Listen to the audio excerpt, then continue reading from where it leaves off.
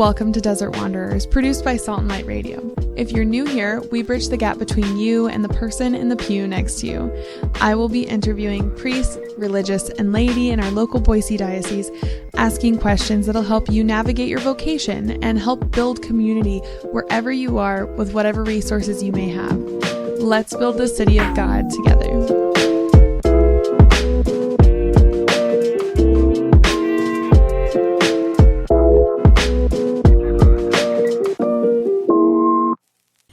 And here we are. All right. How are you, Jay? I'm all right. Yeah? It's been a busy day already. Yeah, it's been good, though. Yeah, I feel that. I did a Crucio. Do you know what a Crucio is? Yes. Yeah, I did one first time in my life. Really? This last 2 weeks ago, I think it was, or 3 weeks ago. So we've been doing fourth day meetings. So we had an early fourth day meeting this morning. So I was up early. And What time do they have those? Well, ours started at 6:30, so I was up at a little after 5. But, you wake up at 4, and then the next thing you know, it's like, I can't go back to sleep, so Yeah. I won't fall asleep during our discussion, but it's been a good morning, yeah. Yeah. Another fun thing I'm doing is during the Jubilee year, I'm trying to get out and talk to our parishes because I run the Marriage and Family Life Office for the diocese and do Respect Life work. And so it's been really good for me to go out and just listen to what's going on in our parishes and all the wonderful things that are happening. And then this morning I was at Our Lady of the Rosary, and Father Dot was there, Deacon Lou, Aaron was there, and a whole team of other people were there. It was great. I said, you guys won the prize for the most people to come out for one of these meetings. So it's been good. So I spent 2 hours with them this morning, so it's good. So let's talk about that. So, a lot about your background. So basically, I know that you work with the diocese as the Marriage and Family Life Director. That's right. That's correct. Okay. Yeah. Check. And I also do Respect Life work. So a couple years ago, the bishop asked me to start doing kind of overseeing Respect Life too. So it kind of falls under the same umbrella in the office. We're kind of in the education office. Mm-hmm. So I'm next door to the schools department. And so I share an assistant with schools, and then youth and young adult also works we kind of work together, but youth and young adults on the 4th floor, we're on the 5th floor. So with the Respect Life stuff, is that more so working with, you mentioned schools. So is that doing work in the schools? Is that doing the working with the march or organizing parishes to help be active in the Right for Life march, or working with the Mass? What does that look like? Well, it's been several things. In our time, last year we were able to offer a Respect Life conference for the first time, working with Emily Noggle. I don't know if you know Emily Noggle. Emily helped kind of spearhead that. We had gotten a fund, some funds. A donor had given some money to the diocese, and so we wanted to put it towards education. So it's kind of oversight, helping parishes do this work, help them catch a little bit of the vision for the U.S. bishops want us focusing on certain things like advocacy and care, and then the political part of all of this. So it's a little bit of that. And we have some really dynamic parish-based pro-life activities that go on in our parishes. In fact, just this morning I was hearing about this Ignite for Life group at Our Lady of the Rosary. Young people learning about the life issues, digging in a culture in which there's so many voices, there's so much going on social media, to have an opportunity for young people to come to our churches. And it was really kind of self-motivated as I was hearing them, talked about they want to know about these things. They want to know about beginning of life, end of life, and kind of everything in between. And so I think that's pretty cool to have groups like that. And so my role is really kind of, I try to offer some oversight and direction, but most of the time it's trying to help facilitate. How can I help? Like with the Respect Life Mass, we kind of help coordinate. I work with the Office of Worship, and then the folks like at St. John's Cathedral to put that on. Mm-hmm. And so we help coordinate the program with the bishop, the Mass, and that all kind of gets coordinated through my office a bit, I guess. So I'm really I try to connect the dots for people and connect people with one another in the work they're doing, especially on the Respect Life stuff. Because so much of it is done at the parish level, and trying to support them. And I try to also occasionally try to get together with them and say, how's it going? And just encourage them. When I first got in, we did a kind of a lunch and took them to lunch and just said, hey, I want to hear what's going on. And the greatest thing with that is just, again, the ability to connect and network with people, and they hear something that's going on, like, oh, I love that idea. We should do that too. Yeah. So that's the great thing about being kind of in a diocesan role. You get a chance to kind of see the big picture. You hear what's going on here and there and everywhere, and you're trying to connect the dots for people. So that's a joy.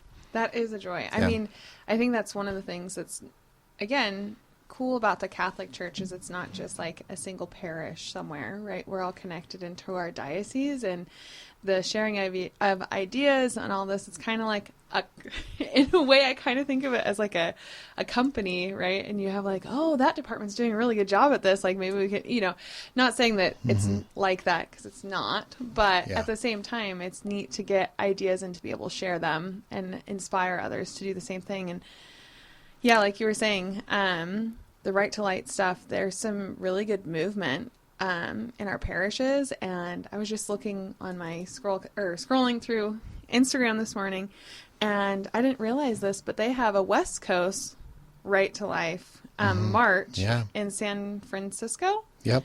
And I was looking at the pictures. It looks huge. Yeah. Like, it looks huge. So even like getting awareness about maybe a group going to those kind of things or going on pilgrimages or whatever. So yeah, that's really just awesome work. Yeah. I mean, I think people, especially in the pro-life movement, since Roe v. Wade, I think there's been, and we had the Dobbs decision that came in 22, which overturned Roe. And I'm going to be 53 this year. And so Roe was just 1 year after I was born.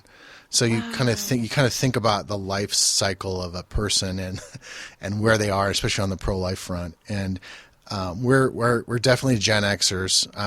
My wife and I. My wife she's 71. I'm 72 in terms of our year we were born. But I remember hearing that news, and my wife just broke down crying. She had a chance years ago to be an intern for National Right to Life. Wow. And so I don't know if you ever heard of the Casey decision that was made in 1992. Yeah. So my wife at the time, she wasn't my wife at the time, but my now wife at that time got to go to the Supreme Court and held spaces in the Supreme Court during that decision. So people from National Right to Life could have those spaces. So she hung out all night and everything at the Supreme Court in 1992. So when she heard that story, that Roe v. Wade, she just started to sob because it was such a powerful, experience in your life, especially if you've been in any kind of pro-life march or all of those years of fighting on the legal side of this question. And kind of now, I think the pro-life movement's got to be figuring out, so where do we go from here? Yeah. And I think that's a really important thing to be thinking about. I know that there's been a real emphasis, especially with the U.S. bishops, on walking with moms, this whole movement of walking with moms, especially for those who are needing pregnancy resources, and how can we be light, salt, and leaven in our parish communities to support the good work that happens with these pregnancy resource centers in our community. And there are lots of good ones. We actually, on the website for the diocese, we have a little place you can go. You can land there and look and see. I think there's 24 or 25 separate pregnancy resource centers in our state that people can go to and get help that they need. Another great thing the Catholic Church does with our Knights of Columbus is we take a look. They have over the years been able to provide sonograms for women who are curious about this. And it's my understanding that if a woman experiences a sonogram and is able to see that living child in her womb and a beating heart, she's much more likely to keep that child and to move forward with the pregnancy. So that's a very powerful thing. The Catholic Church has always been, I think, definitely front and center on the life issues in the movement, especially those last 50 plus years of fighting Roe. Yeah. So I would encourage, the listeners to figure out how you can be pro-life, figure out a way in which you can go support the life issues. And we see it across the board. It isn't simply at the beginning of life. It's also at the end of life. Yeah. I help care a little bit for my aunt who's in an assisted living facility. And I encourage people, especially in this year of mercy, go to an assisted living facility and visit people. If you're not involved in a homebound ministry or going to visit or bringing Holy Communion to people in those settings, it's a place where we can really uphold their dignity. And we can do small things. So find something small in your life that you can do in the pro-life movement. And all Catholics should be pro-life in some way. Yeah. You know what I love seeing is after Roe v. Wade was turned over, a lot of good conversation has actually started to come out in social media. So like one thing that was brought to light to me just even over this last year was that ectopic pregnancies, there's I think 4 procedures that are considered technically called abortions. Even a miscarriage is considered an abortion medically. And so like I think some of the things I see on social media is people trying to say like, hey, we need to change rhetoric. Like, a miscarriage isn't an abortion. An ectopic pregnancy is not an abortion. You know, all of these things that might happen, there's a category of procedures that need to be, ectopic pregnancy is not, like, feasible and it's dangerous for the mother, right? So this is things that are not considered abortion and, like, normal standards.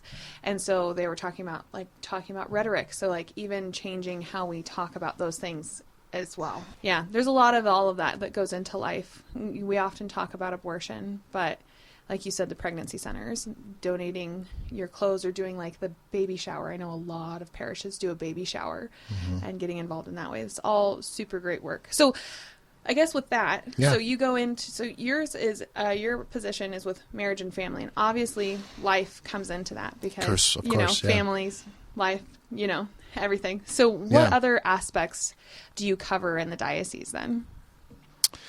Well, that's a good question. So a lot of things I've been focusing on over the years, of course, there's certain things that are part of the office that are just sort of standard for family life offices. And usually that has to kind of see the care or the pastoral care we give to those preparing for marriage and those within marriage. So one of the things that happened initially when I got into the office, which I don't know if we're going to do a backstory or not, but we can get there. But one of the things that came out of that idea of opening a family life office here in 2016, so we're in our 9th year, 10th year, sort of that place of growing this idea in the life of the church here in Idaho, because we had not had one before that time. And so when I came into the office, Bishop Peter Christensen, who hired me, said one of the visions I'd love to be able to have is this marriage for life concept, and you may have seen them around town. I love driving, and I'm like, oh, they're Catholic. Yeah. They have a marriage for life sticker. So in 16, 17, we kind of pushed it out to the state, and we distributed thousands of these decals, and we continue to do that. If people want a decal, they can give a donation to the office, and we can give you one and get you one. But the purpose of the bishop's intent behind that was marriage for life has like a double meaning. The first meaning is, of course, marriage for life, that marriage is an indissoluble union. We as Catholics believe it's also a sacrament. And so it's entering into that reality of saying, hey, that's what marriage is. It's this lifelong, life-giving, entering into this vocation of life and love with this other person. And the other idea, of course, the other double meaning is marriage for life, that the fruit of the love between a man and a woman is the ability to bear and give life and to bring those children into the world, to nurture them, to educate them, and to bring more people into the kingdom of God. So that's the whole message behind that one little logo. It's like we're trying to share that image. And his idea was kind of that along with Pope Francis, like take the gospel into the streets. And so literally we're taking it into the streets, put it on your car.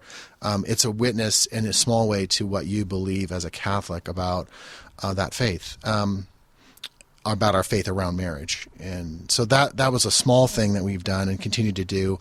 And so I've kind of used that as the moniker for a lot of the programming that we've done. And so I've done a lot of half-day retreats for couples, and now annually we're trying to do at least a fall marriage enrichment.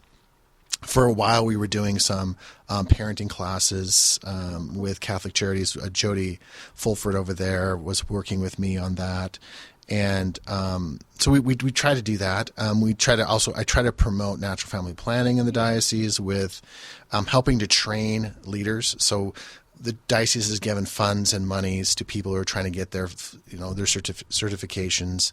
If someone is interested in learning more about getting certified, we have helped financially with those people to get their training to be able to do that. So that's one area where I've tried to help too. Anyone interested in teaching the Marquette method, get with you. Yeah. I know a lot of that's the method we use, but I know a lot of people who do a lot of online programs because there isn't someone local, which is good as far as it goes, but it's so good to see someone in person, and to see someone face to face. So it's such a beautiful thing that your guys' office is working with that. I know that you have worked with one of the guests that I had on very early on in the podcast was the Boylans. Yes. So Gabby and Marshall. Right. Yeah. So I know they do a lot of work around that for the parish as well, or for the diocese. Yeah, and Marshall's been really instrumental also. And one of the other family ministries we do is life-giving wounds retreats. And those are opportunities for people who have experienced divorce, adult children of divorce.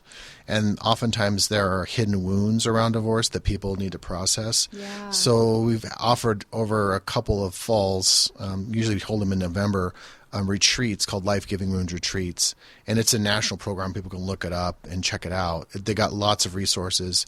But right now, Marshall and several other leaders, they've been helping with an ongoing support group. And so we started a support group last fall. I think there's 7 or 8 people in it right now. But that's another area of ministry that we've tried to kind of focus on and do. Do you guys have any resources for maybe pregnancy loss or like children that were born who they've had losses? So that's something else we've developed in the last year or so. Tammy Getsky out of St. Paul's Parish in Nampa. She began working with me in the last year, and we've established a miscarriage prenatal loss ministry. And so that's a very beautiful thing that started. We offer baskets or kind of care kits that come with something to help somebody that's maybe going to be experiencing a miscarriage or has experienced a miscarriage. And Tammy's a wonderful resource for our diocese in that regard. And so she's going to be offering various things for some trainings, and she's trying to spread the wealth around their diocese as well to do some training for people to be advocates, resources that people can walk with and talk to people through that grief process. And we've created a little booklet, and we actually built a website this last few months that people can go on to and get lots of resources. So if you're experiencing or have experienced a miscarriage, or you think you might be, check that out on our diocesan website, and that's a chance to get a hold of Tammy and get some of those real concrete helps that you might need.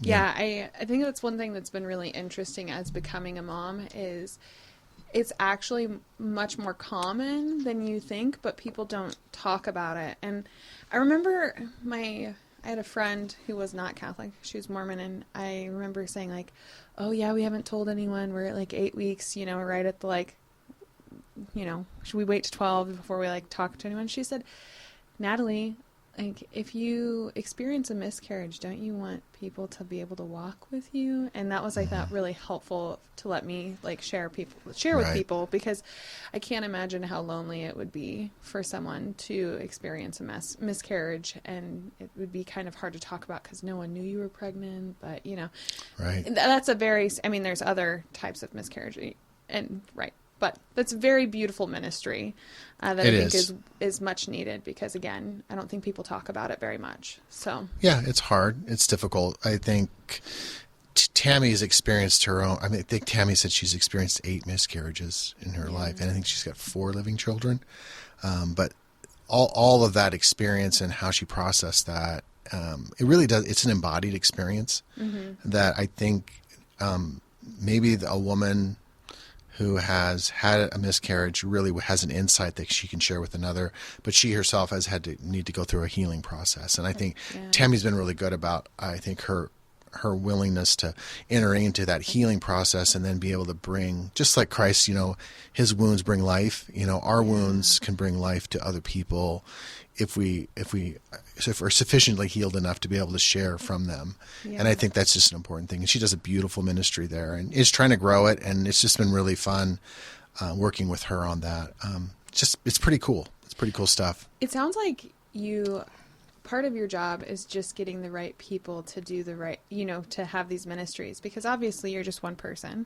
Mm-hmm. So you can only do so much, right? So I bet it's just beautiful to see someone come with that passion, that they have. Maybe it's around, like you said, the divorced children, maybe it's NFP, maybe it's the miscarriage or whatever. And just seeing their passion of saying this is something that's needed. And I so desire to help in spreading a solution. That must be really rewarding for you, I think. It is. And it's, kind of, as you are a younger person, you think, I can do it all. Yeah. And you get a little bit older and you're like, I can't do this all. And then you realize, wow, there's something you can give. And I think my biggest quality is that I'm a good encourager. I'm a good listener, and I can enter into a situation. I'm a pretty good troubleshooter, problem solver. Hey, let's try this or let's try that. So I do enjoy that part of it, and it's been really it's fruitful to watch other people grow in what they're doing, and you don't have to do it all. And I think that's what the church is calling us to do, especially in ministry, is don't hold on to this. It's not yours, it's theirs, it's everyone's, and you get to participate in it. It was like this morning, I just felt a lot of joy by going around the room and hearing these people, and everyone's jotting notes down. We could do this, we could do that, and then it just gets a little buzz going, which I think is important. Yes. And I think it's important for people to know that our bishop really cares about this, because I think sometimes people, especially if you're in a chancery, it feels separate sometimes, and it's its own kind of bureaucratic thing. It feels that way at times, I think, sometimes for parishes. And when you need a chancery or you need the expertise that's there about finances or whatever it is, like the canon law of the church, then it's well, let's go to the diocese. But, in terms of pastoral care, sometimes I don't want parish leaders to feel alone in that. And my job is to help them feel hey, you got what it takes. What trainings do you need? What can we do to help you? And I think that's where it's been exciting to see these things kind of develop and grow organically. You want to plant them and see how it goes. And, I think it's letting the Holy Spirit work in other people, and it doesn't have to be my show. It's the Lord's church. And I love it. Sometimes when you feel stressed out, I love this quote from Pope John the 23rd. He's running the church in the 1960s and Vatican II and all that. And he goes something like, well, Lord, it's your church. I'm going to bed, at the end of the day. You know what I mean? Just you just have to put it in the Lord's hands, and then he's going to bring the people. The Holy Spirit will bring the people to be in those ministries and do the things they need to do. And he'll work the work. We just have to continue to remain open to his work, and how, Lord, I want to be your hands today, your feet. What do you want me to do? And that is a really actually a beautiful way to surrender to the work that you do, because sometimes it's hard. Sometimes I get a hard, difficult call, or something difficult happens, and you're like, okay, it's time to lay this down, and you realize you're not the Savior, He is. And by laying that down, you also realize, gosh, I'm not alone in this either. There's lots of people I can get to know and call on. And the more you get to know the parishes and the people, they're like you mentioned, how different they are, like a corporation. Yeah. They're like, each parish is like its own personality, it's got its own charism, its own thing going on. And you don't want to squash that either. You want to incorporate that into the many parts that is the church. And I think that's just a beautiful thing about being in a diocesan role, because you get to see kind of that going on. Whereas people, with the word parochial, that's what they call it, parochial. You're being parochial, you're thinking about your own parish, your own space. And there's nothing wrong with that. But the bishop is he's the overseer. The word obispo, or, it means oversight, overseer, So he's overseeing the whole thing, and he's trying to keep it all together. And the whole purpose of our pope or our bishop is to create a unity in the church, so that we're one, so that St. Mark's isn't fighting with some other church, or St. John's is upset about something else. So it's the idea of creating unity, and I think that's the perspective. I think that when you're working in a diocesan job, sometimes it feels remote, near sort of rarefied air or something. And it's not meant to be that way. I mean, our job is to help the parishes do their job better.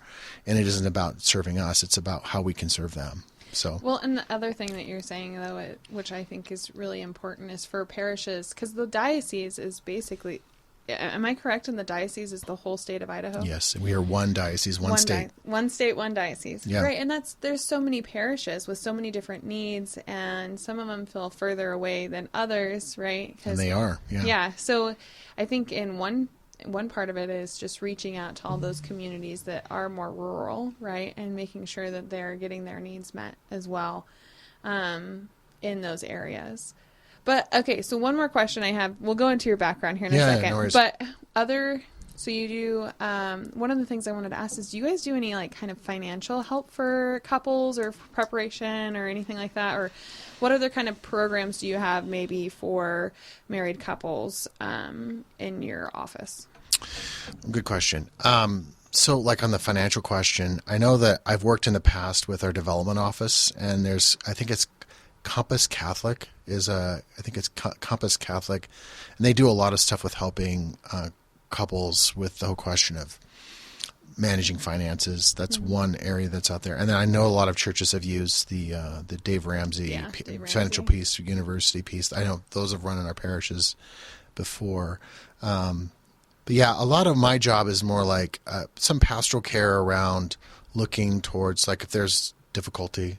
Sometimes I'll get a phone call with someone who's in a difficult situation, and oftentimes it's a conversation about pastoral care, but then it's also a conversation about, well, do you need a referral for counselors? So, that kind of stuff. Yeah, and then the other thing we're kind of focusing on more lately is also mental health. Yes. So we have a mental health team, and we're trying to work on. We've done several smaller retreats, I would say, for our leadership, but one kind of powerful thing we're working on right now is we're trying to get together, and which I think is going to be happening in late April, is a kind of a formation day around the SOS program, the Signs of Suicide and Mental Health for North Idaho. So we're going to be having an event up in North Idaho in Coeur d'Alene. We have 2 leaders from here and then a leader up north, and we're going to be working with the youth ministers and some of the pastoral leaders in the north for a Friday and a Saturday kind of workshop on mental health. And I want to see more of that. And then we're going to be working on, I think, a larger kind of couples conference type of idea. That's something that's percolating.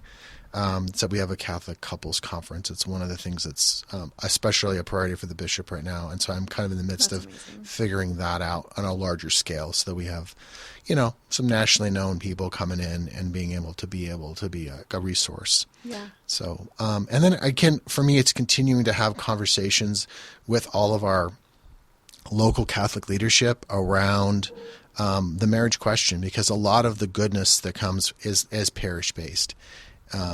Coming up next week at the 14th and 15th, St. John's Cathedral, for example, is having a marriage enrichment on Friday evening and on Saturday afternoon. So they're having 4 priests and 4 couples come and share about the sacrament of marriage, how to strengthen it. Talks about, a variety of different topics about theology of the body, I think, is one of the topics we're going to talk about. And so I think those are really just opportunities for our local parish leadership to say, wow, marriage and family life is such an important area of focus.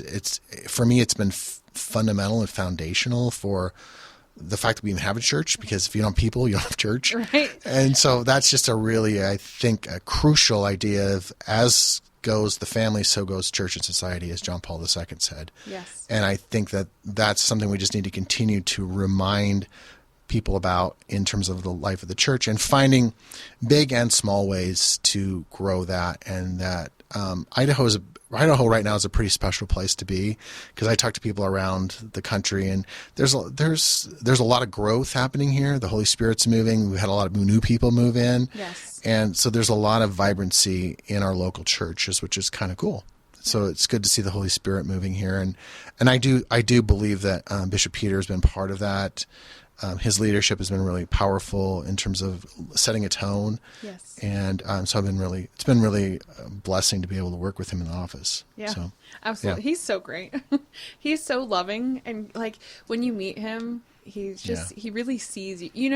He's very present with you when he sees you. He's very present with you when you meet him. And I just think that's really, it's a beautiful characteristic of a person. I think it's to be seen and to feel like you're being seen when you meet with someone. It's beautiful. I think so much of this ministry is ministry of presence. Absolutely. And people feel like, as Jesus received that, the love of his Father at his baptism, saying, you are my beloved Son, in whom I'm well pleased.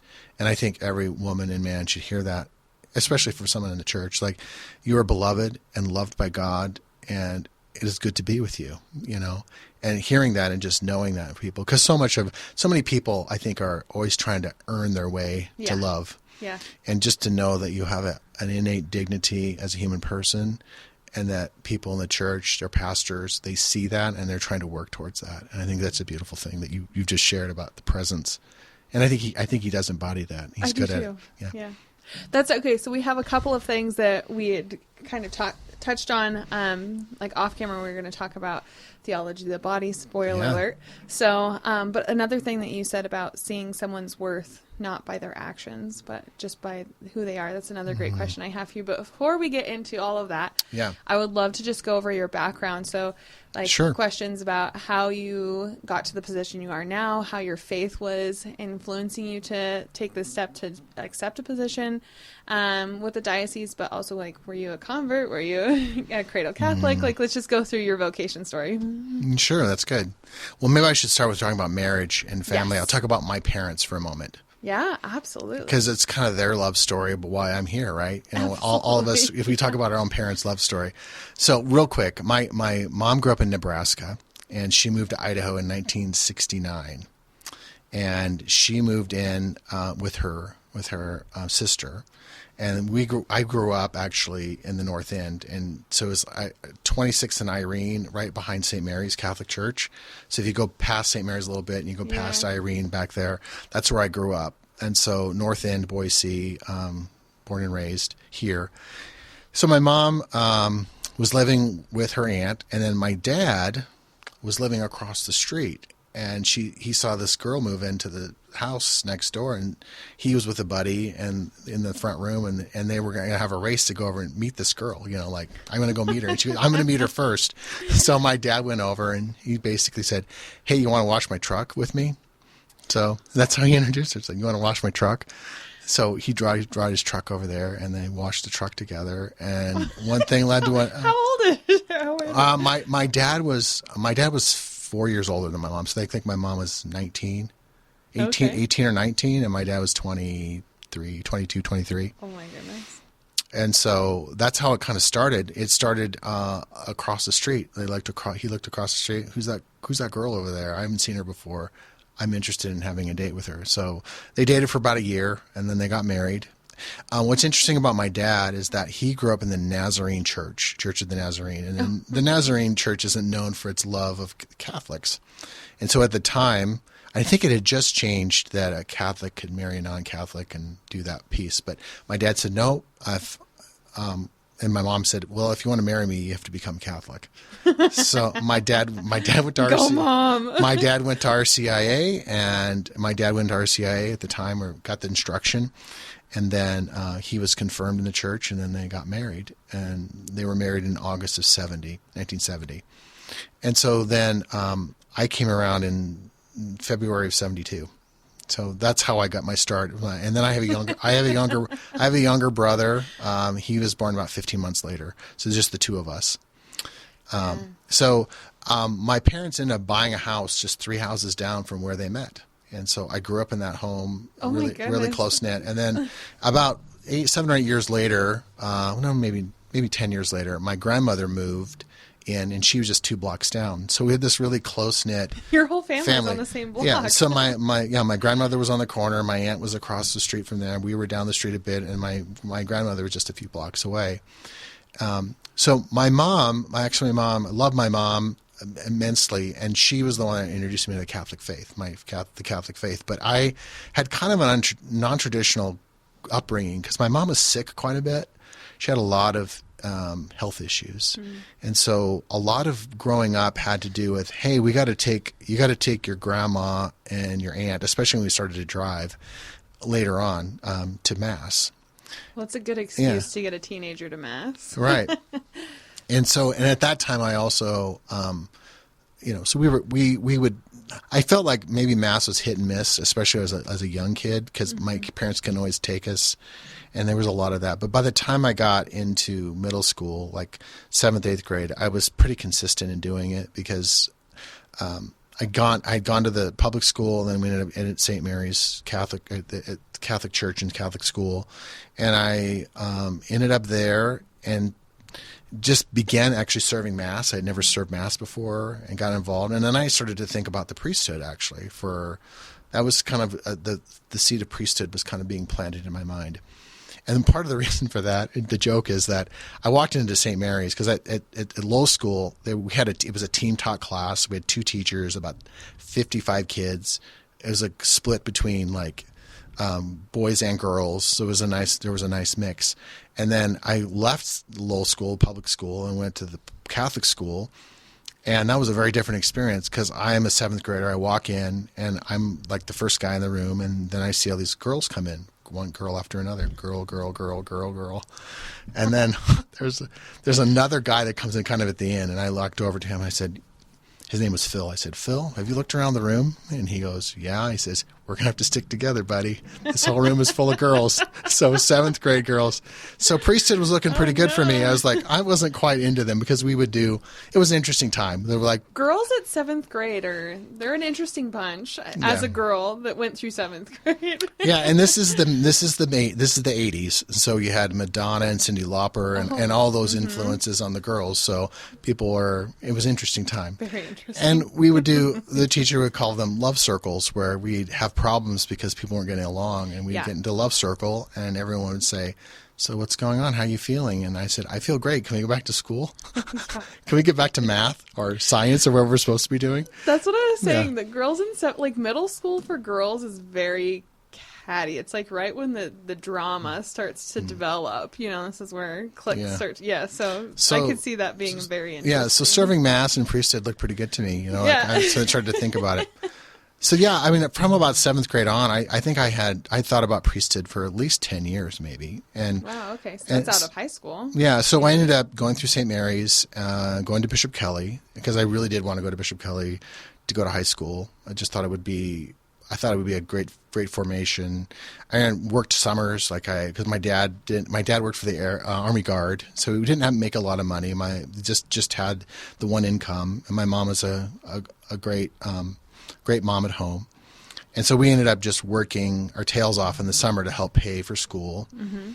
And then I went to Bishop Kelly, had a great experience there, and then ended up going then to college. I went to the College of Idaho in Caldwell. Okay. And there I studied religion, philosophy, and history. Those were my areas. But I got the major in religion and then minors in history and philosophy, but with the intention of thinking about priesthood. And my now wife, I was kind of dating off and on throughout this whole kind of period. When did you meet her? I met her actually at St. Mary's when I was in 7th grade. So, but she was one of those 7th grade girls. She was one of the 8th grade girls. So she's got me by a year. Yeah, she's got me by a year. So that was a great experience to, the whole thing. The St. Mary's experience was awesome. I enjoyed it very much. But yeah, it was funny. Michelle, my wife. I was in a speech contest for the 7th grade, and she kind of liked me, I think, and so she came down and. She just wished me luck, and because I had to go down to the PTO or PTA and give the speech to them, and so that was my first time in the basement of St. Mary's in their cafegematorium or wherever that is down there, because it's like everything. It's everything in one. She's like, just good luck with your speech, and she kind of she didn't give me a hug or anything. She just kind of smiled, and I said, well, that's so nice, thank you, and so it was like that was the little. So we had our own drama over the years of getting to know each other and kind of dated off and on. But for me, it was discerning whether I wanted to become a priest or not. Right. So I had to figure that out. And so, so at that point, it was a decision time, because partly one thing that happened is when I was a junior in college, I had started as a poli-sci major because I liked poli-sci, and I thought, well, if I don't do the priest, maybe a judge or lawyer or something. Yeah. And so I ended up doing a poli-sci classes, and my poli-sci professor came to me and he says, I think you should apply for this big scholarship, and it's called the Harry S. Truman Scholarship. It's a congressional Congress, U.S. Congress gives it out to about 85 kids in the country every year. Wow. And it's $30,000 to do graduate study, and it's some area of service, like you do an area of service. So he said, you should apply since you're interested in this priesthood thing, and apply and see if you can do something with that. So I applied, and I got an interview and got to the next step, and then they flew me to Seattle.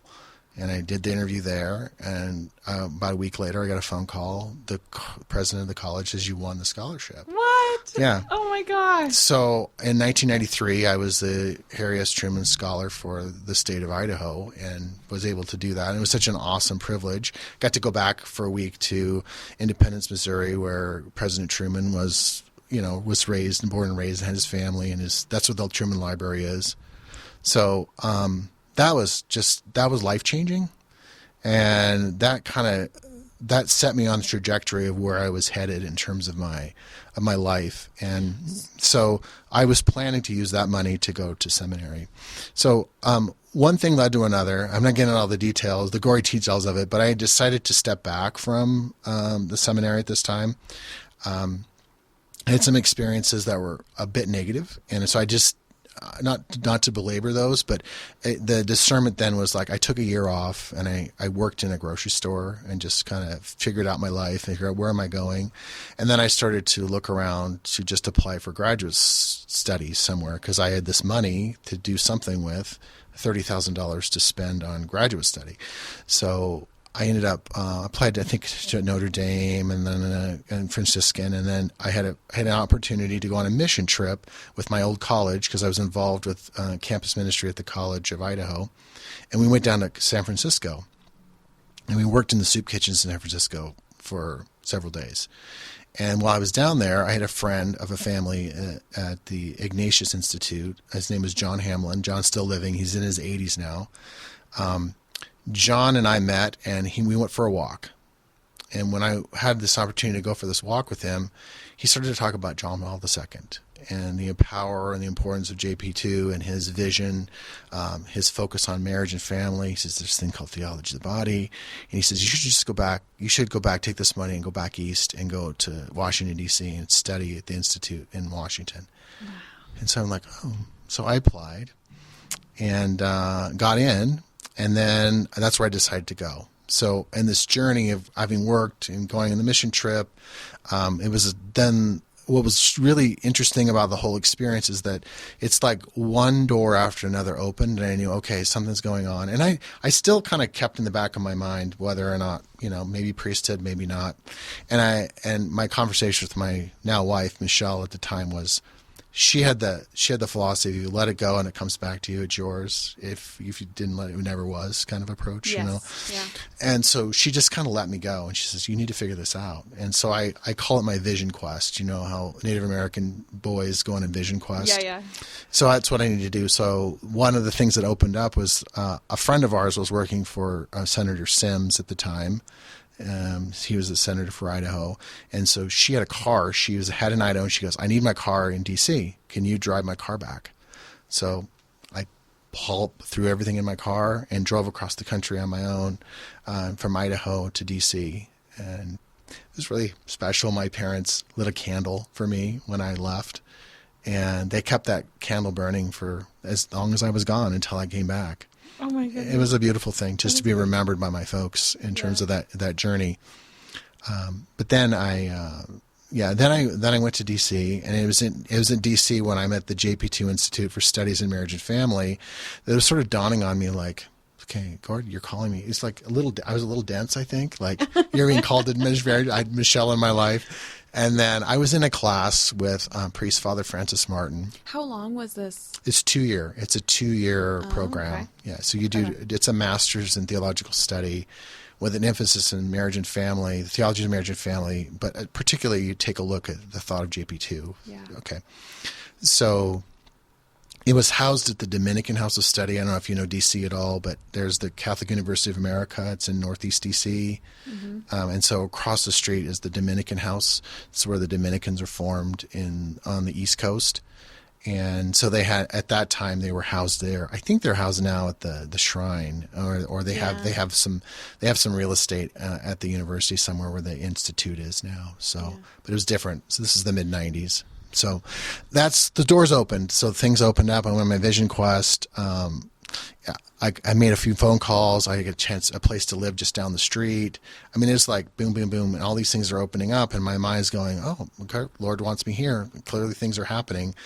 And I was in a class with Father Francis Martin, who's a biblical theologian, just brilliant genius. Like, the guy knew every ancient language, and you're in this class going, wow, this is incredible. And so we're studying the Genesis text, and it was the first time that I ever realized, and I don't know, growing up, I guess I knew that marriage was a good thing, but I didn't realize marriage was a path of holiness.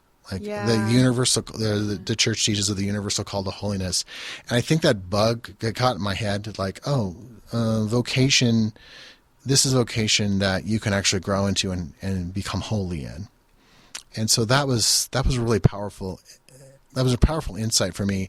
And then he starts to unpack the Genesis text, and he's talking about the beauty of Adam and Eve in the garden. And we're studying JP2's thinking and kind of getting into that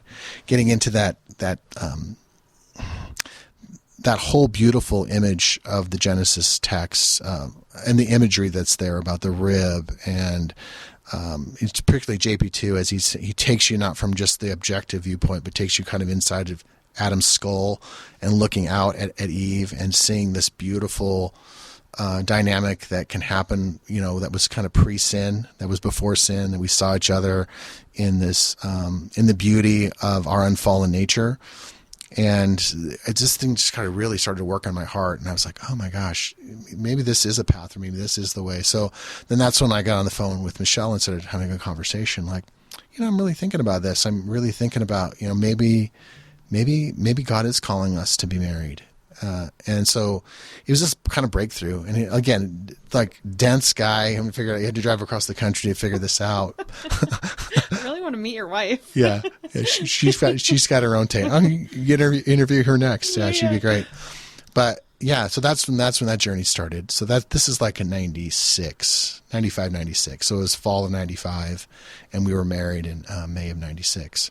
So that's kind of that place where, marriage entered into my heart and my life. And then she came back with me the second year, worked back there. And then from there, Were you guys married at that point when she worked back, or did you guys? Yeah, we got married in May of 96 at the cathedral here in Boise. Oh my gosh, beautiful. So we got married and then went back.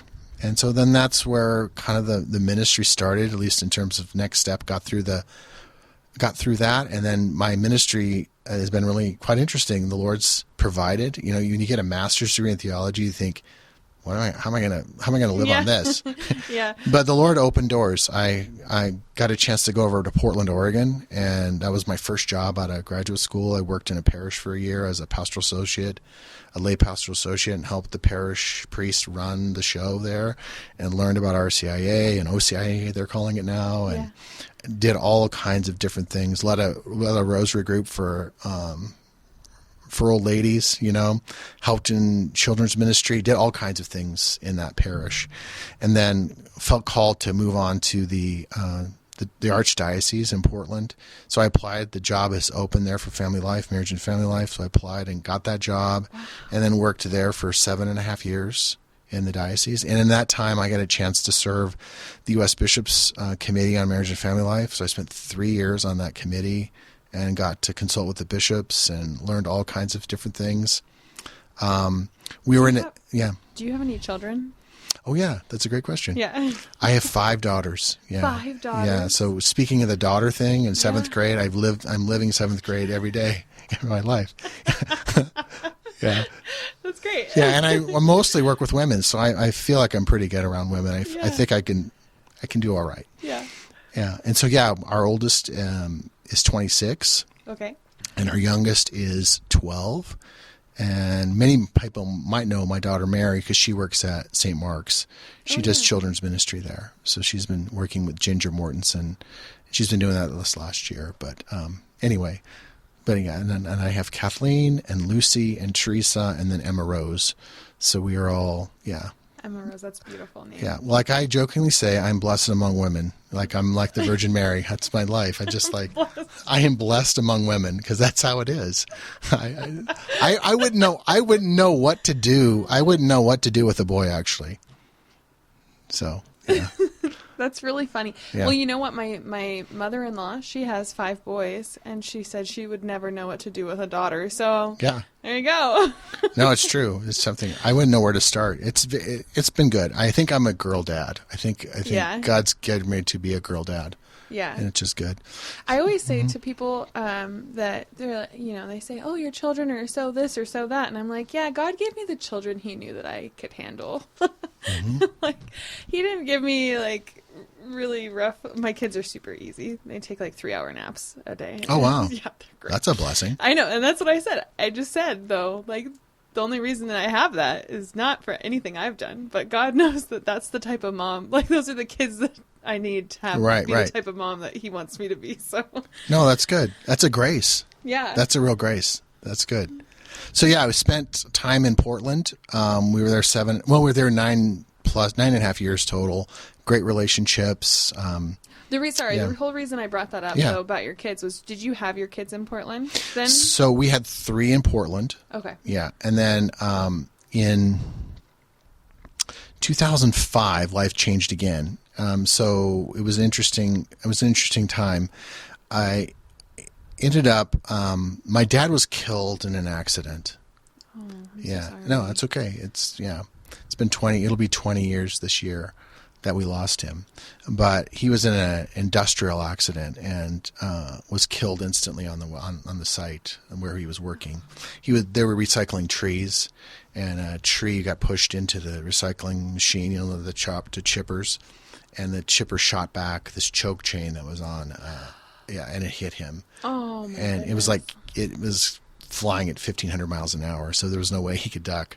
Yeah. And so that killed him there. And so that was a big life changer. That was actually April 19th, 2005. That was the same day that Pope Benedict was elected Pope.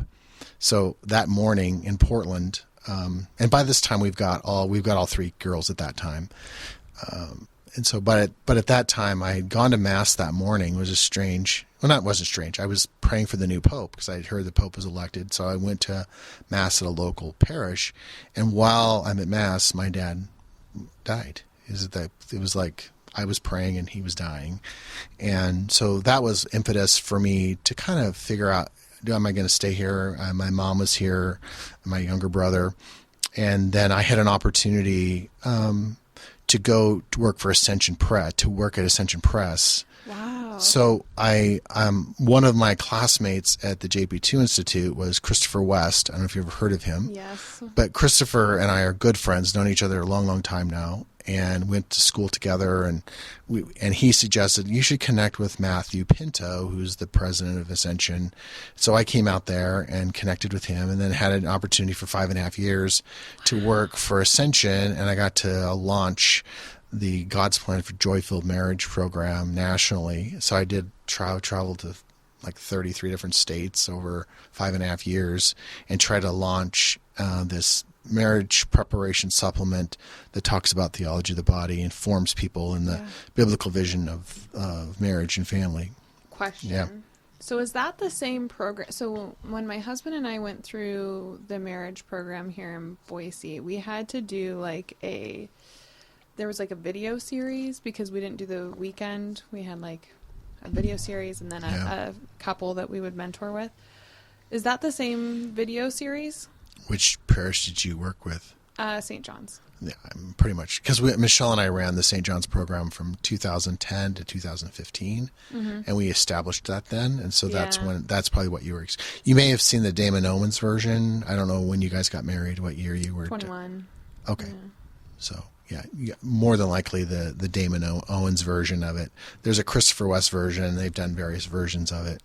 But anyway, so that was an opportunity for me to kind of grow in that. Did that for 5.5 years.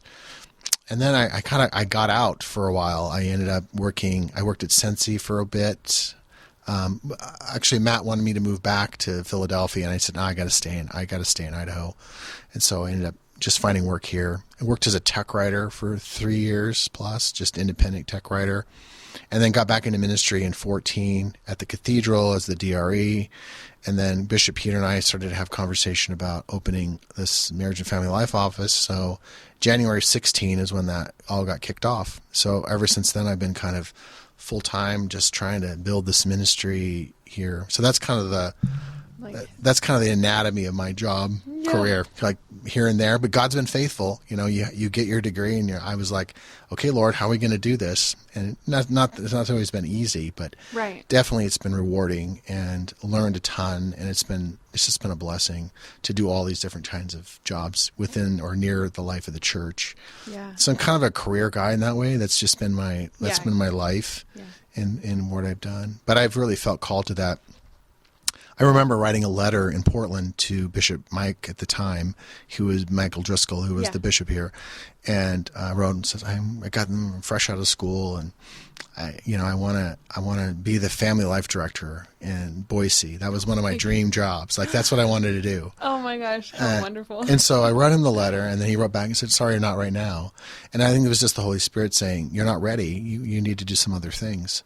Yeah. And so I had all these other experiences which helped prepare me. So then when Bishop Peter and I met to talk, I brought that letter with me. And I said, this is the response from the previous bishop. I'm hoping you'll say yes. So that was really powerful for me to have that letter. I kept it because I was like, this is kind of my dream job. I felt like that's what God's calling me to do. I don't know how many graduates from the Institute have come from Idaho. And I think there was just a special calling on my life to go back and to do this and to come back and be part of this community and to grow it here. I love what you said about like the Holy Spirit, like telling you that you just needed a little more experience, because one of the things I learned, like the older I get, when you're in high school, you think you know it all. Even in college, you're like, oh, I just got a college degree. I know it all. Like, and like the more like having kids has been the most humbling experience. I'm like, I know nothing. So that's where you get your real PhD. Yeah, is raising the kids, or even in your even in your marriage, like how like all of the things that you have to like learn, because you're not just you anymore. You're a unit. It's so beautiful, because I feel like I could see that being like, I would need a lot of experience. Like, I feel like you would need some experience as having like, being married and having kids to be able to help with those programs. So, it was interesting. I remember when I got the job for the first time in Portland, I was young and just newly married. I don't even know. I think we were pregnant, or we were planning to get pregnant. We had kind of a bout of infertility too, where we're, and so that was an interesting journey to figure that all out. But I think I was 27 or something, and I'm leading this office. So I was pretty green, in terms of learning the ropes. And it's been good having and raised children and having a 26-year-old now, because it gives you perspective for sure. So you're absolutely right about that. Yeah. Okay, so I think this is a wonderful opportunity to dive into the theology of the body. Okay. So I want to start with, what is the theology of the body, and what is not the theology of the body, or what isn't? Ooh, that's a good question. Because I think sometimes we hear, as Catholics, we often hear like theology of the body, but it can it's kind of like, in my mind, and maybe other people don't think like me, and that's fine, but in my mind, it's kind of like Catholic social teaching, where it gets thrown around a lot, but you don't know exactly what it is, and some things seem like it might be it, but it's not, and so like kind of that question. So what is it, and what is it not? That's a really good question. I like the idea of that you're saying what is and what it's not. I would say, let's start with what it's not, the negative theology. They talk about what God is not versus what he is. So it's just easier to say what he's not. I would say it's not simply a chastity talk or sex ed. It's not simply about, I guess what you call it, the sexual embodiment part. the most private parts of ourselves, that we focus on some particular part and not the whole person. Yeah. So I think that's a really important place to start, is that especially in our world that's dualistic, and dualism is like the idea that the body and the spirit can be separated. Right. That it's really easy, especially in our fast-paced, social media-driven culture and people who are on TikTok, to easily forget that people are not parts. Yeah. Okay? So I think that's a really important place to stay or start, saying that this is what it's not. It's not simply about sex or sexual ethics or that part. It's actually a bigger vision of the human person, and that was the purpose of what JP2 was all about. And his technical terms, like, I would say that he built a philosophical anthropology. Big words. So a philosophical anthropology is an understanding kind of from reason, how we understand the human person. So we talk about natural law, or we can talk about, you could speak into like a philosopher like Immanuel Kant or somebody like that that's speaking about a philosophy. And then JP2 would also be called a theological anthropologist too. He's somebody who's looking at the theology of who we are, and that's kind of on the side of revelation, the Bible, how our Christian faith speaks in and talks about that. So I love to always use the image of the two kind of major books that JP2 wrote. In the 1960s, he wrote something called Love and Responsibility, and that's what I would call the philosophical anthropology. Yeah. He enters into it with, he quotes Immanuel Kant, who has a particular take on understanding the human person. He calls it the personalistic norm. That is an area where JP2 develops, and he also references a man named Max Scheler. Max Scheler was another, I believe, German philosopher. So in this, JP2 is wrestling with all these ideas about how we understand the human person philosophically, and it's JP2 in general is not always an easy read. I was going to say, my husband and I tried to read Love and Responsibility, and I think I fell asleep like 3 times. It's fairly dense, but it's not saying that's not good. It's just... Right. And some of that is, I think... but that's source text instead of like reading someone, like who can explain it well. Right. Yeah. So that's, I think, the beginning of his wrestling with this. And again, this is the thing with JP2 is like, someone was telling me, I was listening to a podcast about him the other day, and it's like, he could be having someone read a book to him and read a book at the same time, and like be able to like interfuse the two, or he could dictate a letter and be doing something else. What? So he had apparently this phenomenal ability to just be able to do that. And so there's something about his brain or his mind was probably genius level, and it's just like, I don't know how he did it, but sometimes interpreting JP2 can be difficult, but that's an important thing. I would say that the philosophical piece is definitely a slow read, and it's always good to do that maybe in a group. But I think what you also have to understand, I think, is that JP2 was a pastor at heart too. They called him Wojak, which means uncle. They called him uncle. The people who would work, they would go on these trips up in the mountains. He'd go hiking or kayaking with them. Go skiing, yeah. And so he loved to interact and have those kinds of conversations with people all the time. And I think he was just intrigued by the question of who the human person is. Yeah. And then he was a poet. I mean, he's written poetry about this too. So it isn't simply an academic exercise for him. It was poetry. It was experience. It's seeing the whole person in the midst of this experience of talking about who the human person is. And I think that's also in light of what he lived through with the Nazis and the communists in Poland. Mm-hmm. So that's the other piece of JP2 that I think you have to know, is that lived experience of the theology of the body also grew out of this desolation of the human person, of understanding this can never happen again, and we need to understand, especially in Christ, who we are.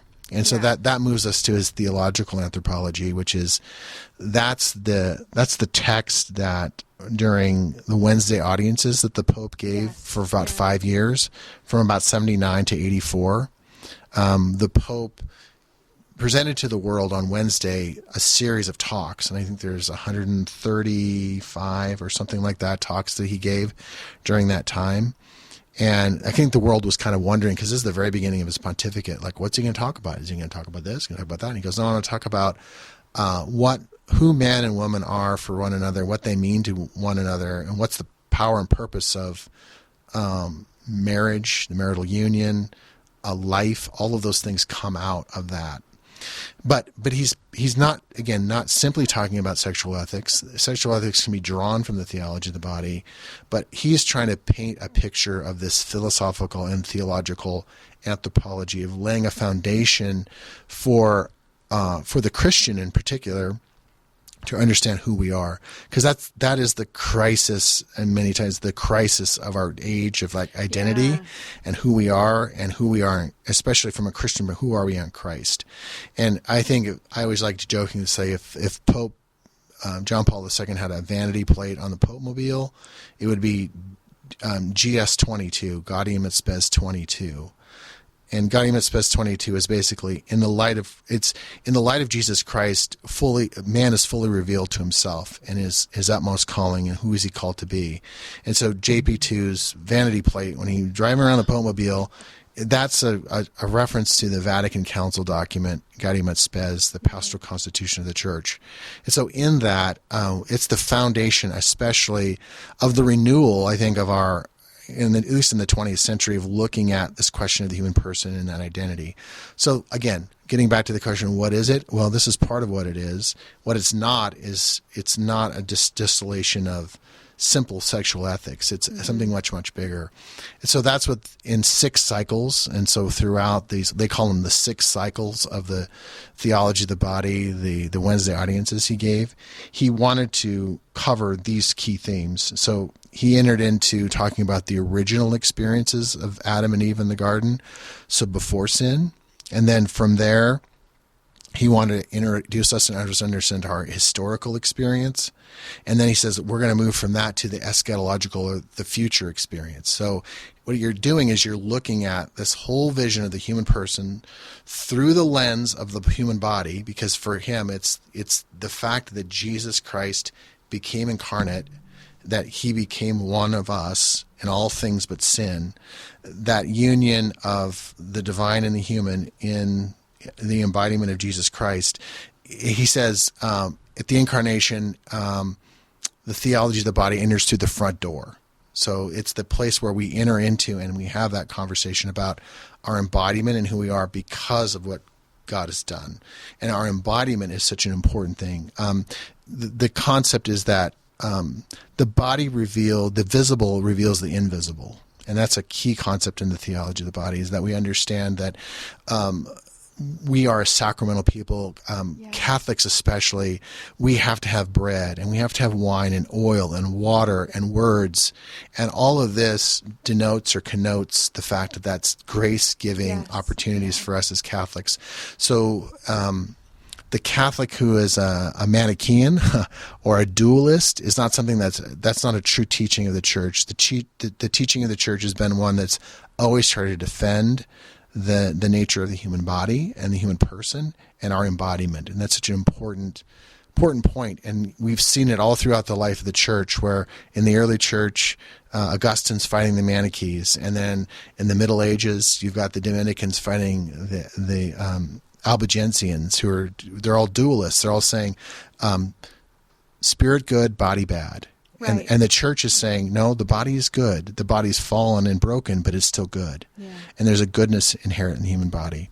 So that's part of what JPT begins. The first 3 cycles: original, historical, and eschatological. Do you think that most people, when they're looking at the theology of the body, because we're so practical and like tactile, I suppose, do you think that most people just stay with the historical expression, maybe the original a little bit, and the historical expression? Because when we go into the eschatological, that's more of spiritual, right? Like, if I'm thinking about this correctly, that's more of like the afterlife beatitude, right? So do you think that most people get stuck and only look at it from one lens? Well, we are stuck a little bit in one lens. We're we're here. We're stuck in the historical lens. And what JP2 is trying to encourage us to do is to look, he calls it the echo. Like there's this echo of experience. He calls it, because he's a philosopher, he talks about these boundary experiences. The two boundary experiences are, because we can't get on the other side of it. The first one is, what was life like before sin? So that's the original experiences, and we have an echo of it in our embodiment of like realizing this something's not right here. There's something not right about how a man and a woman look at each other and use each other, and that lust is part of our experience. And there's something about that seems like something was lost. And the scriptures point to the reality that there was something. There was an experience before sin.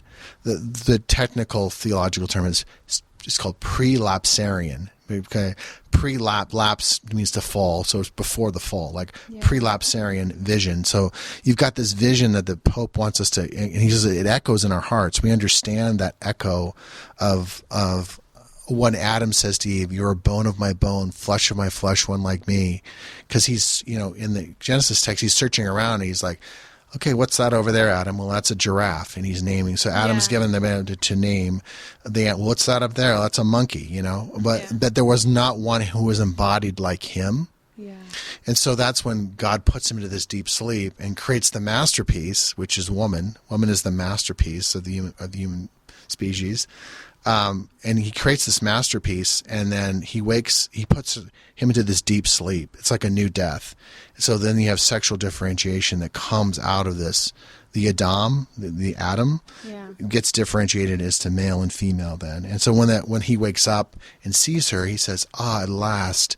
It's a song. He's singing a song to her. He's singing the original Song of Songs to his bride and saying, "Oh, you're gorgeous. You're beautiful. You're bone of my bone. You're part of me. You're inside of me." Because God's taken the rib out of Adam, and the symbolism there is that rib means life, and so the rib is built up. And you probably heard this too. Like he didn't take a bone from his head to dominate, and he didn't take one from his foot to be trodden under, but took it from next to his heart. Yeah.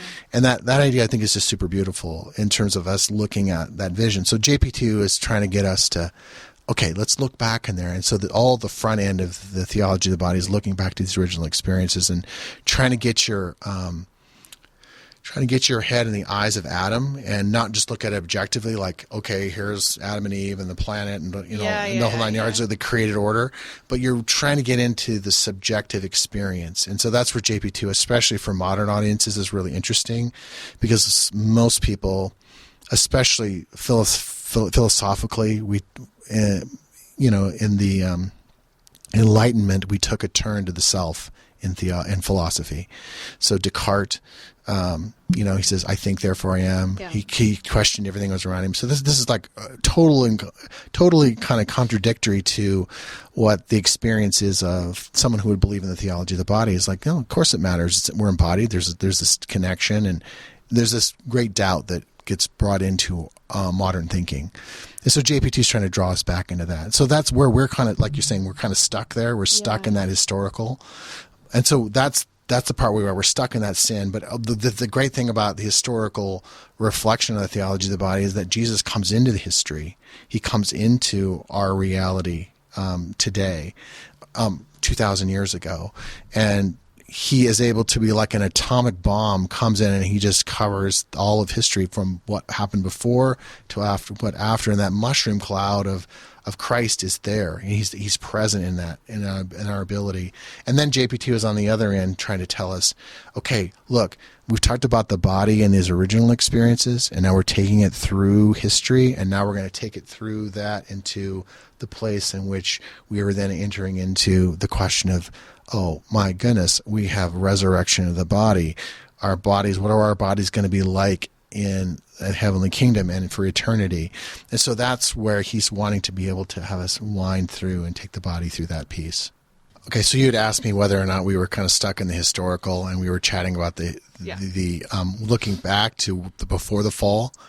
and having these experiences and trying to identify with Adam and Eve, say, bone of my bone, flesh of my flesh, one like me, in which you're understanding this kind of the depth of the transparency of the human heart that we are all called to.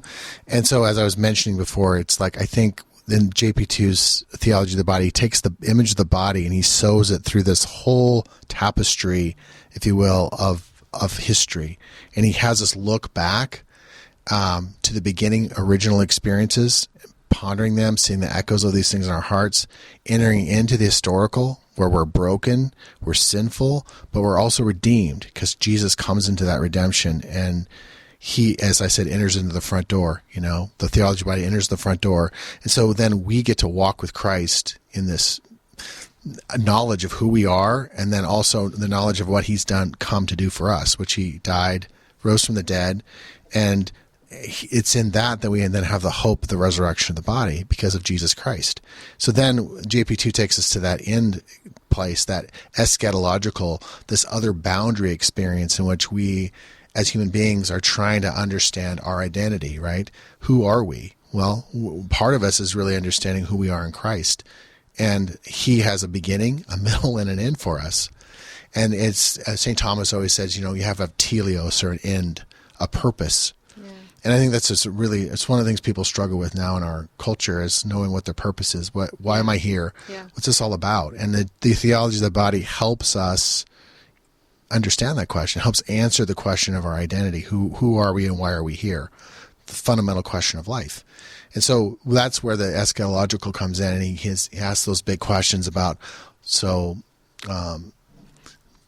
the whole story of whose husband will this person be in the afterlife? Oh, yeah. And he says, well, you'll be like angels. What's embodiment like? What's the question of a glorified body? What's that going to be looking like? There's going to be a new heavens and a new earth. And how are we going to experience our embodiment there? So we have this another boundary experience that we enter into. So that's it helps me kind of get that 50,000 foot view of this kind of, I guess I would consider a thorough theological and philosophical anthropology of understanding who we are as human persons in the Christian story. And I think JP2 just does a phenomenal job in the Theology of the Body text itself to do that. So again begins with the original experiences, the historical, the eschatological, and then he applies them in the latter part of the book to the celibacy for the kingdom. So why do people choose celibacy for the kingdom? Why do we have religious people walking around that are choosing not to be married here? And then the sacramentality of marriage, the sacrament itself, looking at the sacrament of marriage. And then finally, he applies it to Humanae Vitae, this beginning of life, the procreative and unitive nature of human sexuality, and why that's such an important thing. When Humanae Vitae was written, it was written kind of from a natural law perspective, and it's a short document, but JP2 wanted to really unpack that biblically. And so that's what the Theology of the Body is. It's this biblical explanation for who we are as human persons. Why are we here and what are we called to? So where did we come from? Where are we now and where are we going? And that's kind of what JP2 is doing, and it helps us understand our identity if we begin to unpack this vision of the human person. So that's kind of in a nutshell, as I try to, unpack it for people. That's what it is. I think that's what it is in a nutshell, and what it's not is a diminution or just focusing on one particular aspect of it. Okay. So from there, let's move into vocations.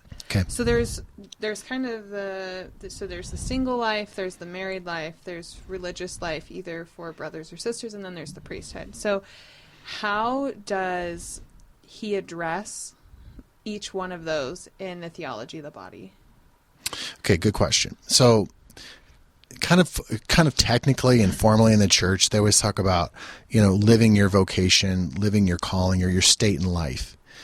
So there's these two states in life. There's those who choose the religious life or those who choose the married life. You kind of talk about that way. And then the single people say, well, where do we go? Yeah. Where do we fit? Yeah.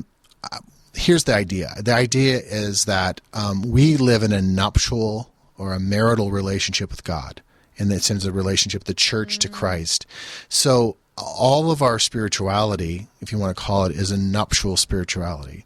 So it just depends on how the person experiences that or lives that out. Now, the person who is Okay, you just got to start back and also the idea of like, we're first called to be son or daughter, and then we're called to be husband and wife, and then we'll be called mother and father. So developmentally, that's how we grow. We first are called sons and daughters, and then we become husbands and wives, and then mothers and fathers. Okay, this is part, and developmentally people say, well, you missed part of this, like I never got that part or whatever. So we have to kind of go back sometimes in our lives and see, do I feel like I'm a son? Do I feel like I'm a father? Or do I feel like I'm a husband and then a father? So there's the developmental thing. Each of us, each person, whether they're single, married, or religious, we are all called to spiritual motherhood, spiritual fatherhood. We're all called to beget life. We're all meant to be the brides of Christ, receiving Christ's love, bearing his life in us, and bearing that into the world. Because in relationship to Christ, all of humanity is feminine in relationship to God. If they make that, so we got that dynamism of this masculine aspect of God, the feminine aspect of humanity, and the marriage that happens there is the new life he bears in us. So we receive that. It's the receptivity of the human person for all of that. So the sister or the brother who is choosing to not marry on this side is actually choosing to marry Christ the bridegroom. Yeah. So that's when you say she becomes a bride of Christ. He becomes a bridegroom of the church. That's what the church needs. We actually, Father Francis Martin, who I mentioned before, he said the church doesn't need more bachelor priests.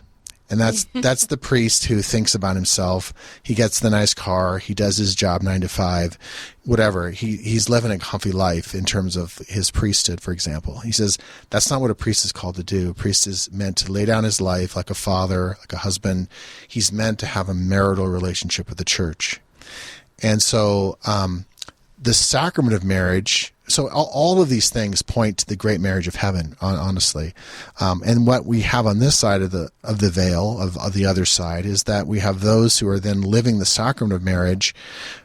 That sacrament of marriage is pointing to the marriage of Christ and the church. St. Paul says this beautifully in Ephesians 5, where he says, where the very controversial text of be submissive to one another out of reverence for Christ, wives submissive to your husbands, husbands love your wives, that whole very controversial text. That's a very beautiful text because it's speaking to the complementarity and the love and the call, especially in that passage of the man to lay down his life for his bride. And a man is supposed to be like Christ in laying down his life for his bride. You would never want to, as someone says, you would never want to submit to the domineering person. You want to be able to love that person. And that's what the man is being called to do in that passage, is to love his wife as Christ loved the church. And who wouldn't want to put their life under a man who's willing to suffer and to give his life up for the bride? We struggle on our side, of course, with, we mentioned before, like the idea of concupiscence, the disordered desire for the good. We still have this brokenness that we struggle with, but we also have this hope of redemption. We have the life of the church. We have the sacraments. We have our prayer lives. We have opportunities to work on experiencing this redemption so that we can truly see each other fully in that. So that's the idea, I think, especially with looking at the call of the religious person. And the celibacy for the kingdom is one in which these people give up a great good, because we believe that marriage is a great good in this world. It is a signpost on the way to heaven. But they are choosing, those who enter into religious life, they're choosing the marriage of heaven over the marriage of earth. And I think that helps us kind of wrestle with that a little bit. This is all a nuptial reality, and we're all in the midst of that nuptial reality. It's just how we choose to live it out. And those who marry on this side, that's a sacrament pointing to the sacrament of heaven. Those who are religious are already in some ways like those who are angels, who don't neither marry or nor given in marriage in heaven, and they're experiencing their unity, their oneness with the bridegroom Jesus. And so I think that's the simplest way I think I can describe that nature of what that is. But I think just developmentally, it's so important for us to step back and say to ourselves, I'm a son, I'm a daughter, then I'm called. And developmentally, like Jesus, he receives that from his Father at the baptism. He says, you're you are truly my son in whom I'm well pleased. And every person, you as a daughter of God, me as a son of God, we need to hear that and know that so that we can move to that next step of giving each other in marriage. And then once we're able to give each other out of love to one another, then that's what allows us to beget those children and to mother and father them and bring on that next generation. And that's the call in a very special way, because marriage is a social sacrament in our church. It's just not a private sacrament for me and my wife. Right. Because you're marrying into families, you're marrying into community. And that's just a really important thing, I think, for people to realize and understand, that the church understands the sacramental social nature of this, because it's for the goodness of all humanity. That's why we have this sacrament of marriage in the world. And then the goodness of these men and women who give themselves away in this heavenly marriage to the bridegroom, they're also for the purpose of, our whole goal is to get to heaven, right? And so we're all on that path, but just taking different paths on how we get there, but that it's nuptial. And I think that's just an important idea for people to wrestle with. Yeah. And as you're talking about this, I'm thinking of like the importance of like what we're discussing. And I think it would be we would be falling short if we didn't talk about masculine and femininity really quick, because I don't think it makes sense to talk about anything else without addressing that. Because as you're talking, it's becoming very clear that there was a design. Remember, we talked about Adam and Eve and how there was this difference of gender, right? As you said. But then also, like, when we go into choosing a vocation, obviously there's implications that meant with that. So when he talks about masculinity and femininity, what do you think the most important piece or the most important takeaway, regardless of what your vocation is, for either of those? It's a good question. I think that masculine and femininity, at least as I understand it too, can be like there's the big argument in the culture about male and female. And I'm not necessarily talking about male and female or like gender roles and stuff. I'm talking about like, the 50,000 foot view, right, of our identity, right, of how God creates us. But right. Well, primarily it's the idea, primarily the idea is that there is the masculine and feminine. Which role do they play? One is kind of the initiator of the gift, and one is the receiver of the gift. So as one of my professors said one time, he says the males initiate in a giving way, and females receive in a giving way. Like there's this receptivity of giving and receiving. Mm-hmm. And so the male gives in a receiving way and she receives in a giving way. I don't know if that makes sense. It's the idea that there's this back and forth that happens initially in terms of the relationship.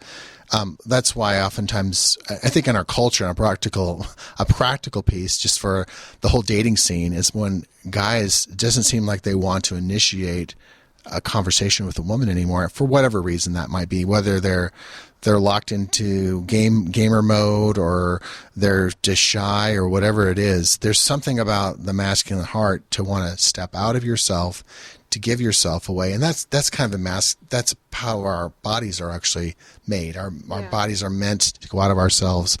The woman's body is meant to receive in terms of how we're just structured, how we're built. That man's body doesn't make sense without the woman's body in terms of just taking it to the very level of just the human person, how man's embodied, how woman's embodied. So I think there's something really beautiful in that dynamism to say, okay, that's kind of also how God, as we talk about God, in terms of God taking on that masculine role of initiating the gift, and we as human persons, because all human persons in relationship to God have this feminine nature that we receive first and then give back, versus being the giver and then the receiver. So I don't know if that's getting to your question or not, but it's a little of that. It's a little of that nature of us wrestling with those calls and what that means. It doesn't mean that women don't give. It means they give in that mode of receptivity. And so I don't know if that helps, but no, I think it does. Paired with like the conversation about being son and daughter, right? So I guess the reason I wanted to bring it up is because I think the giving, receiving, and the active or the passive, I think this is also talked about a lot in Catholic teaching as well. And like you were saying, the submissive versus like the laying down your life. So I just wanted to like kind of touch on that just a little bit in the context of religious life because, or not religious life specifically, but of vocations. Right. Because I think it would be kind of, if we didn't touch on it, it'd be kind of strange. I just want to make sure it's really clear before we move on to... Yeah, I hope it's clear. I hope I didn't muddy the waters too much. No, I think you did great. Yeah, I think some of that is we've dealt less, at least in the last 10 years, with a lot of just confusion in general about identity. Yeah. And so when we begin to talk about just these very simple, basic ideas between a man and the masculine and the feminine, male and female, that sometimes we can get confused there. So I want to make sure that we're not in that regard. But right. And I guess the reason that I was thinking about this is because I like the idea. I like what you were saying and making it clear that like God is the first giver, right? And then we're the receivers. And that is a feminine nature. Because I'm a pretty loud person, like not just like volume, but personality. Right. And so one of the things I struggled with a lot in college was wrestling with this idea of like, oh, I'm supposed to be submissive and quiet and like very prayerful. And I was like, that's not necessarily who God created me to be. And yet I can still be receptive. Like, I wouldn't confuse receptivity and submissiveness, because I think part of that is also driven by your particular personality or temperament, right? Because there's this classically forked temperaments, and you might be more like the choleric temperament where you're like, get things done. Sanguine. Oh, you're sanguine. Okay. Very sanguine. Some like happy party. Okay, good. So you're a good salesperson. Yeah, I get it. Well, that's good. Yeah, and so that they're kind of on as I understand it, they're on the top level. You've got the sanguine and the choleric, and then you got the phlegmatic and the melancholic. And so there's definitely a dynamic between them, and that's always an interesting thing to talk about, and how God's created us, and how we are, how we initiate or how we receive, and because your temperament can be very much part of looking at that question and how God's made you to do that. And so I think the submission has to do more with, that's a household code. They called them household codes in the book of Ephesians. So he was teaching those households about how they should act in light of what was going on in the pagan world or the secular culture around them. So it was trying to seek some order in how the household was basically established and the relationships between them, because he even does master and slave, he does the women and the children. And then what's I think really quite interesting in that whole passage is in Ephesians 6 it goes into the spiritual battle then that's going to happen when you try to do these things. I think that's so intuitive and cued into, like, if you live this way, if you live like a Christian, you're going to be attacked, and you need to realize the devil's after you and the world's after you because they don't want you living in Christ. And I think that's a really interesting, because then you have that Ephesians 6 passage about, putting on the armor of God. Yeah. And I think that's it's so interesting to me how we've had chapters 4 and 5 focusing on marriage and family, and then we're putting on the battle armor to do it. And so again, the purpose of all of this is for us to be super self-reflective about, okay, these are important topics in our culture and our life, and as Christians, are we spiritually engaged in this? Are we putting on our battle armor? Are we going out there and trying to teach the truth, and taking the arrows with our swords or our shield when we need to fight the good fight? And I don't know. I just think that's something we really, really as a culture need to continue to fight the good fight around the marriage and family life issues. Yeah, and I think that's part of another question I had for you is, it seems like right now we're living in a time where there's so much information. We have everyone under the sun on social media, and it can be overwhelming. But I'm almost wondering if part of our issue with identity, or part of our problem with identity, is almost like, is there like some kind of spiritual battle going on right now that, like, we have this teaching from St. John Paul II, right? And he has this beautiful message to us, and yet I don't even know it. Do you know what I mean? And so do you think it's being covered up in a way from us, like from a spiritual side? I don't know. It's kind of a weird question, but Like, I don't know. It just seems like if this is so, as we've been talking, it's just such a beautiful message about understanding, like, we have texts. Like, you want to know what identity is? Like, we have texts on this is what a human person, like these deep philosophical texts on what a person is, theological texts on what a person is, how we should be understanding it, and yet we're still struggling so much with identity. Like, and the idea of what a person is, right? So I don't know. Is there like a spiritual side to this that's like a battle? Because, we're talking about putting on our armor. It just makes me think. Yeah, I mean, I definitely think there is. There are many voices out in the culture.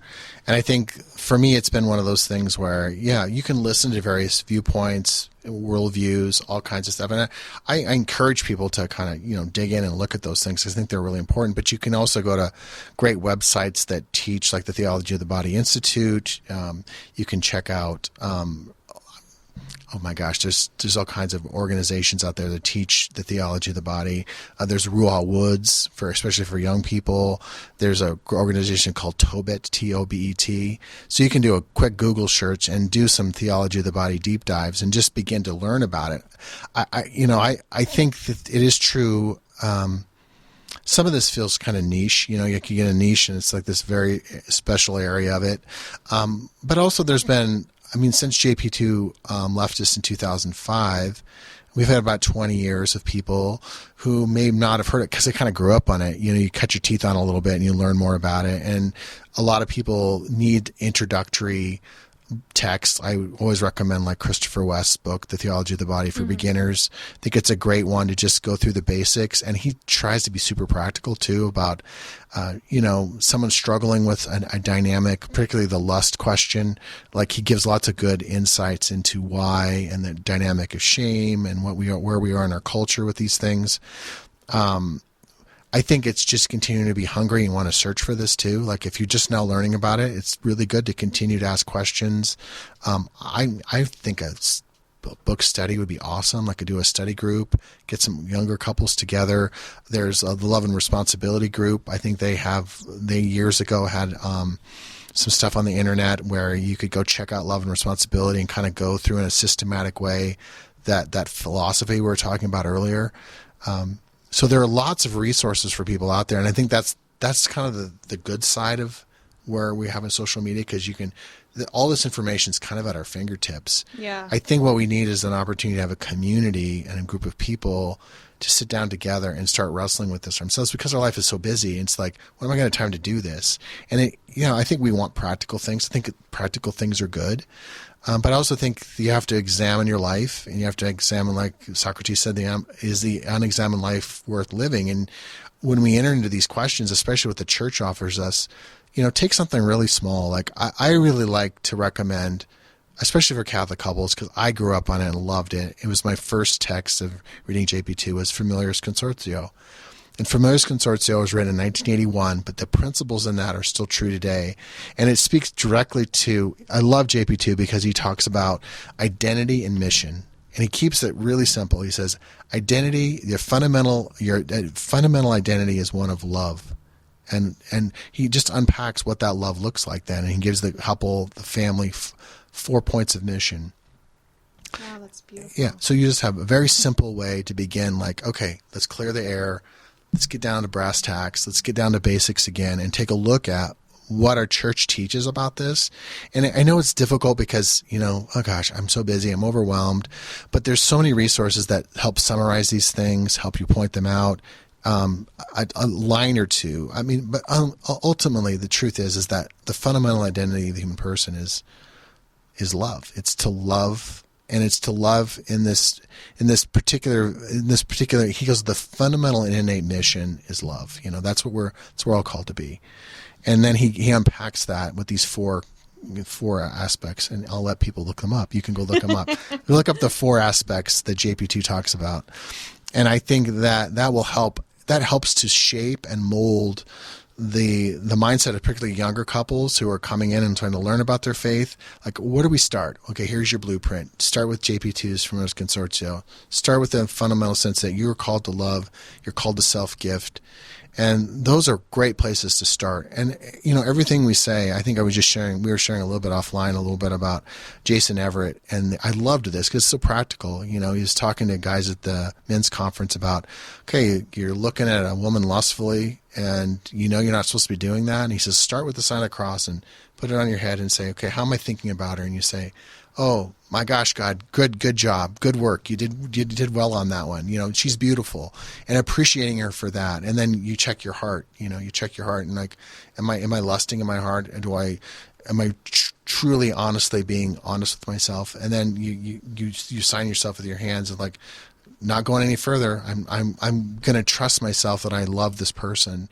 the way God loves that person, and helping to see God's vision of that person in your own mind, and that our brokenness is there, yes, but if I can begin to see a human person through how God sees that person, then that's so much part of who our identity is, and gets us back to, okay, you're my beloved son or daughter, in whom I'm well pleased. And we don't earn any of that. Yeah. It's all gift. We receive that from the Lord, and then we live out of that. I think that's what the contemplation happens, because contemplation allows us to fill up that space. I always like to call it a reservoir. So when we contemplate the Word of God, when we contemplate the teachings of the church, when we contemplate, go home and just reflect on, just look at your children, look at your husband, and take a moment and just say, God, thank you. An attitude of gratitude is so important, for just pausing and saying, oh my gosh. I've done that occasionally. I've had that quiet moment at my table. Funny story. One time there was just chaos around our table. And my daughter, Kathleen, she's our comedian. And she goes, Dad, you're the family life director. You should be happy and smiling. And I said, she goes, this is family life. And I said, yeah, I know. I sometimes like the idea of family life more than the real thing. And that's kind of where we all are, right? Sometimes we get stuck in our ideas, but it's living it in the day-to-day stuff, right? It's going home and loving in that domestic church the best you can, given what you've been given. But we need to step back and reflect, because when we get filled up, when we have our reservoir filled up, our life is what spills out over that, because so many of us get drained. We're like, oh, make me a channel of your peace. Oh, I don't want to be a channel. I want to be a reservoir. Fill me up, so that I'm not empty. And so when I enter relationships with people, just let that spill out over, and let the Lord know. You let people know the Lord's living in you. And I think that's such an important thing. With just, even if your kid's being annoying, or your wife is really upset you, taking that moment to stop and to be reflective and to enter in, to remember what our church teaches, what the Lord's calling you to, the fundamental vocation. I'm being called to love, and I got to remember that I'm not earning this, and that it's a gift. And I think that's such an important truths that we try to remember in through this whole process of wrestling with our identity and our mission, because the church has given it to us if we just stop and take that moment to reflect and remember. And I think that's such a crucial and important thing for us to be doing. I said this earlier, marriage and family is the way of the future, it's the way of the church. And that's how society and church pass, is through the family. Yeah.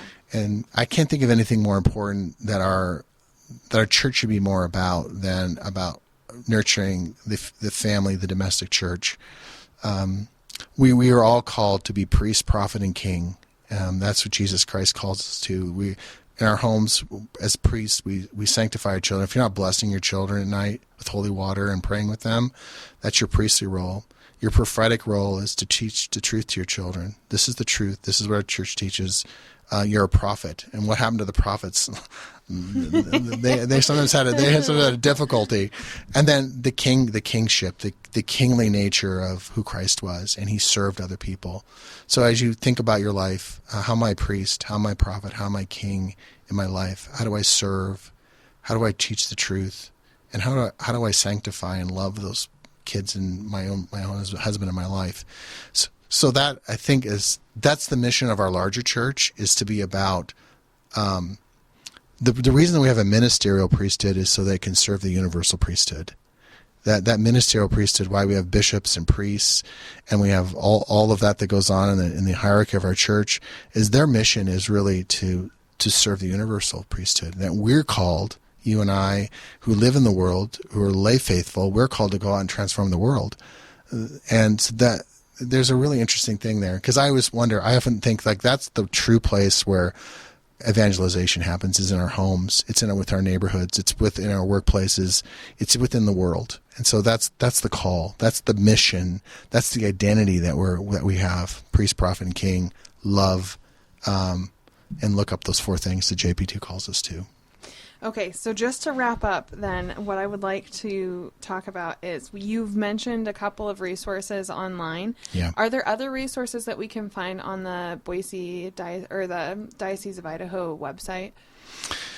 I'm trying to think. I think I have a one drop-down menu that has a little bit on the Theology of the Body, but I really encourage people to go out to the Theology of the Body Institute, and check that out. I do enjoy Christopher West's material. He's always trying to be hard-hitting and hitting the stuff that's going on in our culture too, especially what he sees around, and he kind of always brings that TOB lens to bear on what's going on. So that's super practical. For kids, again, it's Ruah Woods. It's Ruah. It's R-U-A-H. R-U-A-H. It's Ruah is the spirit. It's the word for spirit. So they're a place out of Ohio that does a lot. And I believe a lot of our Catholic schools especially use some of their materials. Mm-hmm. That's great. Tobit, T-O-B-E-T, Theology of the Body Evangelization Team, I believe. You can check them out. Again, do a Google search and you can find all kinds of stuff on Theology of the Body. If you're daring, pick up a copy of JP2's Theology of the Body and start just slowly reading it. I always like to say JP2 is like walking a spiral staircase. When you read like Pope Benedict or something, it's like escalator, point A, B, C, D, E, F. But JP2 is like walking a spiral staircase, and you stop as you go. So as you're going up, you stop and you look around like, didn't he just say that? But he wants you to look at it differently, and then you keep going up, and he says it again, kind of in a different way. And he's just trying to walk you up this spiral staircase. So that's how you have to read JP2 too. So he doubles back on everything, and that's how you have to read him, because it's not a linear read. It's a corkscrew read. But that's you can good advice, though. Yeah, it's a good way to think about it. Yeah. But read it in a group, or just take a passage and meditate on it. And make it a prayer book too in some way. It doesn't have to be an academic tome. It can just be something you begin to integrate and know the story. So I sure appreciate having the chance to be with you. Yeah. Yeah. Thank you so much for coming on, Jay. If anyone has any questions, is it fine to have them go to the diocesan website and get your contact information? Sure. Or if someone wants to have a conversation with me about a ministerial, pastoral question, you can call me at the diocese. You can just call the front desk there, and they'll get you to me. Or you can check me out and get my email there too. You go to catholic-idaho.org and go to Marriage and Family Life, and all my contact information's on there. Awesome. Thank you so much for coming on You our bet. show, and we will hopefully talk to you again soon. Yeah.